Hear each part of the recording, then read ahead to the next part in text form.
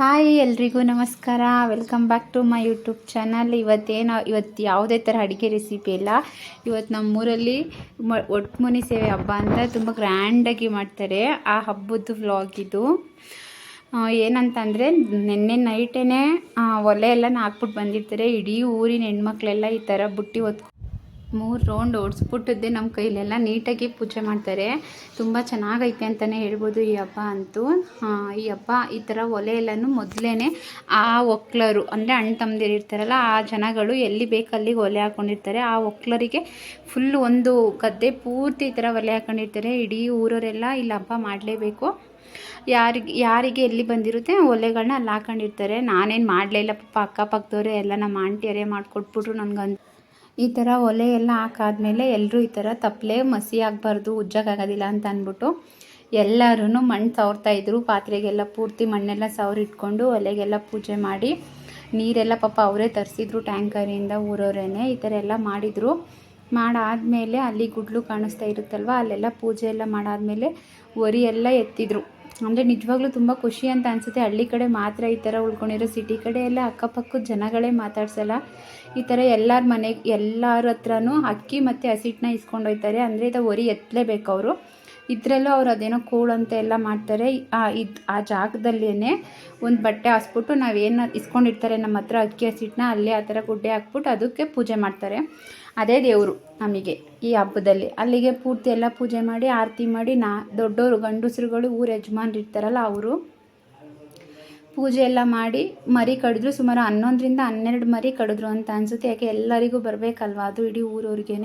ಒಬ್ರಿಗೆ 2 kg ಬಂದಿರುತ್ತೆ, ಒಬ್ರಿಗೆ 1.5 kg ಬಂದಿರುತ್ತೆ. ಆ ಒಕ್ಲರ್ಗೆ, ಆ ಜನಗಳಿಗೆ ಎಷ್ಟು ಬಂದಿರುತ್ತೆ ಅಷ್ಟು ಮಟನ್ನ ಇವರೇ ಕೊಡ್ತಾರೆ. ಮೊದಲೇ ದುಡ್ಡು ಎತ್ಕೊಂಡಿರ್ತಾರೆ ಇವರು. ಹಿಂಗೆ ಎತ್ಕೊಂಡಿರ್ತಾರೆ. ನಮಗೆ ಸುಮಾರು 1250 ರೂಪಾಯಿನೋ ನಮಗೆ ಒಂದು ವರಿ ದುಡ್ಡು ಅಂತ ಕೊಟ್ಟರು. ಅಷ್ಟೊತ್ತಿಗೆ ಅವ್ರು ಮಟನ್ ಕೊಡೋಷ್ಟೊತ್ತಿಗೆ ಆಲ್ರೆಡಿ ನಾನು ಮುದ್ದೆ ಮಾಡಿಟ್ಟಿದ್ದೆ. ಅಮ್ಮ ಅನ್ನ ಮಾಡಿದ್ರು. ಅಮ್ಮ ಕೂತ್ಕೊಂಡು ಎಲ್ಲ ಮುದ್ದೆ ತಿರ್ಕೊಳ್ಳೋಕ್ಕಾಗಲ್ಲ ಅಂತ ನಾನೇ ಮುದ್ದೆ ಎಲ್ಲ ಕಟ್ಕೊಟ್ಟಿದ್ದೆ.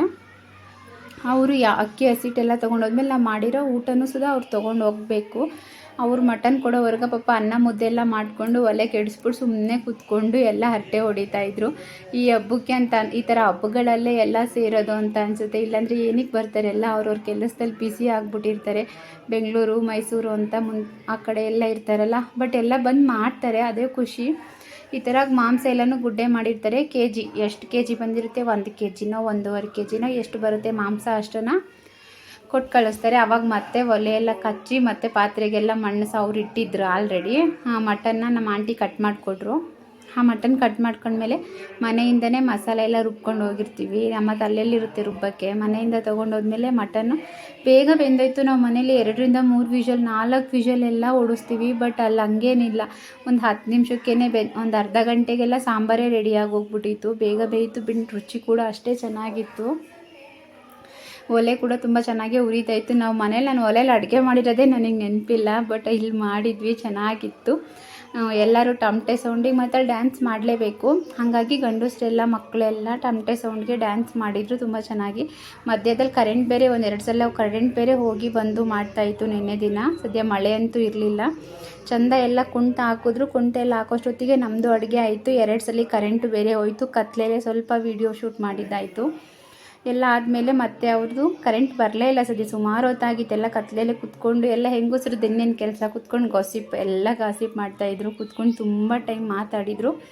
ಎಲ್ಲರೂ ಮಾತಾಡಾದ್ಮೇಲೆ ಅವ್ರ ಪಾಡಿಗೆ ಅವರು ಡ್ಯಾನ್ಸ್ ಮಾಡ್ತಾನೆ ಇದ್ದರು. ಇಲ್ಲಿ ಹೆಂಗಸರು ಸುಮ್ಮನೆ ಕೂತ್ಕೊಂಡಿದ್ರು. ಕರೆಂಟ್ ಹೋಗಿತ್ತಲ್ಲ, ಬಟ್ ಅಡುಗೆ ಎಲ್ಲ ಆಗಿತ್ತು. ಸುಮಾರು ಅಷ್ಟೊತ್ತಿಗಾದ್ರೆ 10 ಗಂಟೆ ಆಗೋಗಿತ್ತು. ಮತ್ತೆಲ್ಲ ಬಂದು ಎಡೆಗೆ ಊಟ ತೊಗೊಂಡು ಹೋಗ್ಬೇಕಿತ್ತು. ಅದನ್ನೆಲ್ಲ ಇಸ್ಕೊಂಡು ಹೋಗ್ತಾರೆ.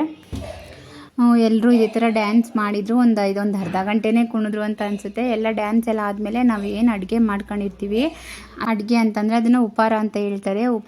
ಅವ್ರಿಗೆ ಉಪಹಾರ ಕೊಡಬೇಕು. ಅನ್ನ, ಮುದ್ದೆ ಮತ್ತು ಸಾಂಬಾರು ಎಲ್ಲನೂ ಇದನ್ನು ನಾವು ಕೊಡಬೇಕು. ಅವ್ರು ಅಲ್ಲಿ ನಮ್ಮ ಪಕ್ಕದೂರವರು ಮತ್ತು ನಮ್ಮೂರವರು ಹಬ್ಬ ಮಾಡಿಲ್ಲದೆ ಇರೋರು ಅದನ್ನು ಹಂಚ್ಕೋಬೇಕು ಸಮಾನವಾಗಿ. ಅವ್ರು ಅದನ್ನು ಎಲ್ಲನೂ ನೀಟಾಗಿ ನಮ್ಮ ಆಂಟಿನೇ ಎಲ್ಲ ಬಡಿಸ್ಕೊಟ್ರು. ಅವರೇ ಬಂದು ಇಸ್ಕೊಂಡು ಹೋಗ್ಬೇಕಿತ್ತು. ಆದರೆ ಈ ಸತಿ ಯಾಕೋ ಬರಲೇ ಇಲ್ಲ. ನಮ್ಮ ಹುಡುಗರೇ ತೊಗೊಂಡೋಗಿ ಅಲ್ಲಿ ಅವರು ಒಂದು ಪಾತ್ರೆಯೆಲ್ಲ ಇಟ್ಕೊಂಡಿರ್ತಾರೆ, ಅಲ್ಲಿಗೆ ಹಾಕ್ಬಿಟ್ಟು ಬರಬೇಕು ಅವರಿಗೆ. ಆಮೇಲೆ ಅವರು ಅದನ್ನು ಯಾರ್ಯಾರು ಬೇಕು ಅವರವರೆಲ್ಲ ಹಂಚ್ಕೊಂಡು ಹೋಗ್ತಾರೆ. ಅಲ್ಲಿ ಇಟ್ಟಿರ್ತಾರಲ್ಲ, ಅಲ್ಲಿ ತೊಗೊಂಡೋಗಿ ಕೊಟ್ಟರೆ ಅವ್ರು ಹಾಕೊಂತಾರೆ. ಅದೆಲ್ಲ ಆದಮೇಲೆ ಮತ್ತೆ ನಾವು ಹಣ್ಕಾಯಿ ತೊಗೊಂಡು ಪೂಜೆ ಮಾಡಿಸ್ಕೊಂಡು ಬರಬೇಕು. ಇಲ್ಲಿ ಈ ಥರ ಇಷ್ಟೇ, ಅದನ್ನೆಲ್ಲ ಇಲ್ಲೇ ಪೂಜೆ ಮಾಡೋದು, ಅಲ್ಲೇ ಇಡೋದು ಬರೋದು. ನಾವು ಕೊಟ್ಟಿರೋ ಎಲ್ಲರ ಮನೆ ಸಾಂಬಾರು, ಒಬ್ರು ಕುರಿದು, ಒಬ್ರದ್ದು ವಾತ, ಒಬ್ರದ್ದು ಮೇಕೆ ಅಂತ ಎಲ್ಲ ಇರುತ್ತೆ. ಅಲ್ಲಿ ಅನ್ನ ಮುದ್ದೆ ಎಲ್ಲ ಹಾಕಿದ್ದಾರೆ, ಸಾಂಬಾರೆಲ್ಲ ಅಲ್ಲಿ ನೆಡ್ಸ್ಕೊಂಡಿರ್ತಾರೆ. ಅದಕ್ಕೆಲ್ಲ ಪೂಜೆ ಎಲ್ಲ ಆದಮೇಲೆ ನಾವು ಅಲ್ಲಿರೋರು ಊಟ ಮಾಡಬೇಕು. ಆಮೇಲೆ ಮನೆಗೆ ತೊಗೊಂಡೋಗ್ಬೇಕು ಮಿಕ್ಕಿರೋ ಪ್ರಸಾದನ. ಅವರು ಅಷ್ಟೆಲ್ಲ ಆದಮೇಲೆ ತೀರ್ಥ ಅಂತ ತಂದು ಹಾಕ್ತಾರೆ.